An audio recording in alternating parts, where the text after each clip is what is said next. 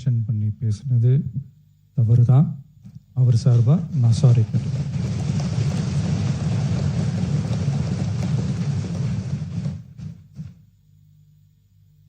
மாண்புமிகு பேரவைத் தலைவர் அவர்களே, தமிழக மக்கள் நம் உயிர் என்றால் தமிழக விவசாயிகள் நம்ம உயிர் நாடி. உலகில் ஜாதி, மதம், இனம், மொழி என அனைத்து வேறுபாடுகளுக்கும் அப்பாற்பட்டு நடைபெறும் தொழில் என்றால் அது விவசாய தொழில் மட்டுமே.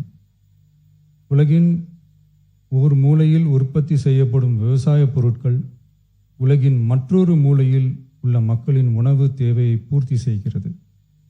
எந்த நாடு உழவு தொழிலை மதித்து விவசாயிகளுக்கு உரிய பாதுகாப்பையும் ஆதரவையும் வழங்குகிறதோ அந்த நாட்டில்தான் மக்கள் வளமாகவும் மகிழ்ச்சியாகவும் வாழ முடியும்.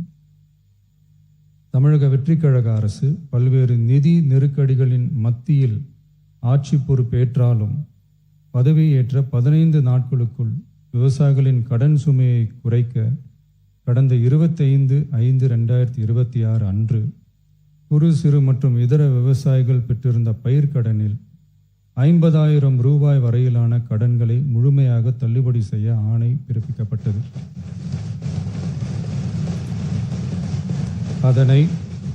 அதனைத் தொடர்ந்து மாநிலம் முழுவதும் பல்வேறு விவசாய அமைப்புகளிடமிருந்து பெறப்பட்ட பயிர்க்கடன் தள்ளுபடி தொடர்பான கோரிக்கைகளை கனிவுடன் பரிசீலித்து நிதி நெருக்கடியான சூழ்நிலையிலும் விவசாயிகளின் நலனை பாதுகாக்க வேண்டியதன் அவசியத்தை மட்டும் கருத்தில் கொண்டு குறு சிறு மற்றும் இதர பெரு விவசாயிகளுக்கு 50,000 ரூபாய் வரை முழு தள்ளுபடி செய்ய அறிவிக்கப்பட்டதை உயர்த்தி ரூபாய் 75,000 வரை கடன் பெற்றவர்களுக்கு முழு தொகையையும்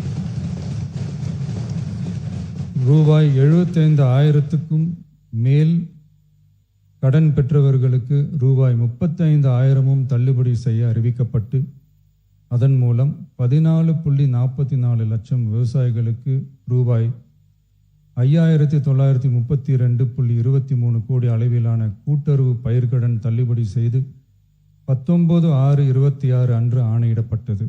இதில் 31/7/2026 வரை ரூபாய் 5,267 கோடி விடுவிக்கப்பட்டு 13.34 லட்சம் விவசாயிகளின் கணக்கில் வரவும் வைக்கப்பட்டுள்ளது.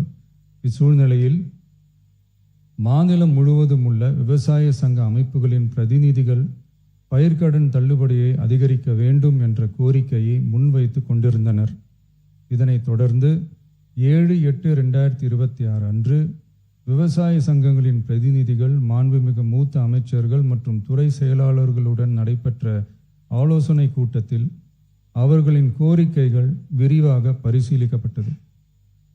கடந்த காலங்களில் பயிர்க்கடன்கள் தள்ளுபடி செய்யப்பட்டாலும் அரசால் கூட்டுறவு வங்கிகளுக்கு செலுத்த வேண்டிய தொகை 4 to 5 ஆண்டு கால இடைவெளியில் செலுத்தப்பட்டு வந்துள்ளது. 2021 ஆண்டில் பயிர்க்கடன் தள்ளுபடி செய்யப்பட்ட தொகை 2021 முதல் 26 வரையான காலத்தில் அரசால் 12 தவணைகளாக கூட்டுறவு வங்கிகளுக்கு செலுத்தப்பட்டுள்ளது. ஆனால் அந்த கால அவகாசம் நமது அரசுக்கு தற்போது இல்லை.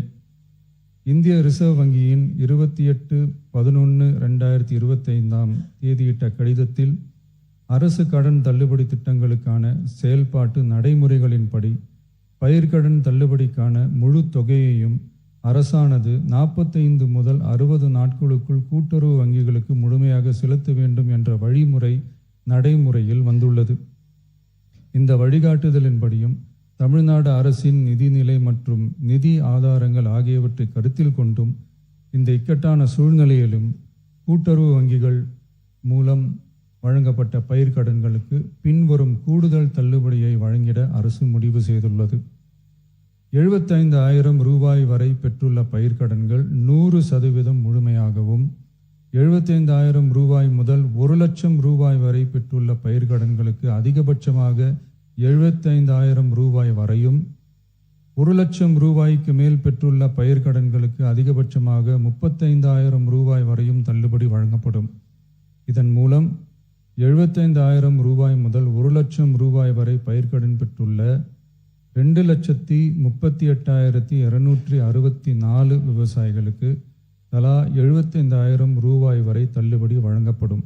இதனால் ஏற்கனவே பெற்ற தள்ளுபடி தொகைக்கு மேலாக 40,000 ரூபாய் வரை கூடுதல் தள்ளுபடி பெறும் வாய்ப்பு ஏற்படும்.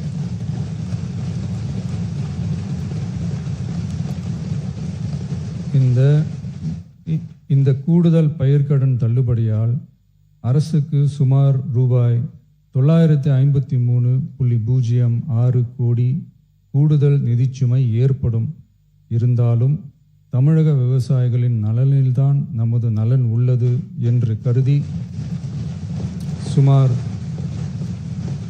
13.34 லட்சம் விவசாயிகளுக்கு மொத்தமாக 6,220 கோடி ரூபாய் பயிர்க்கடன் தள்ளுபடியை இந்த அரசு வழங்குகிறது. நன்றி.